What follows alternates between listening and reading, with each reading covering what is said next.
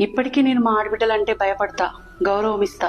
దానికి కారణం మా అమ్మ నేర్పిన పెంపకం. ఇప్పటికీ నాకు మా వదినలంటే భయం. దానికి కారణం నా అన్నల మీద నాకున్న ప్రేమ. అన్నదమ్ములందరికీ రక్షాబంధన్ శుభాకాంక్షలు. వదినే, ఇప్పుడు నువ్వుండే ఆ ఇంట్లో నేను నడక నేర్చిన, ఆడిన, పాడిన, అయినా కానీ ఇప్పుడు ఇంటికి రావాలంటే భయమైతాంది. ఏ వదినే ఏమంటదో, ఎప్పుడు పోతావో అని అడుగుతుందో ఏమో అని భయమైతాంది. వదినెల్లారా, ఇప్పుడు ఏడాదికి 3 పంటలు తీసేగా పొలం. అప్పుడు చౌడు భూమి. అందరితో పాటు నేను కట్టబడ్డా మన పొలం కోసం. క్షమించండి, మీ పొలం కోసం. మీరంటే నాకు ఏనాడు కోపం లేదు.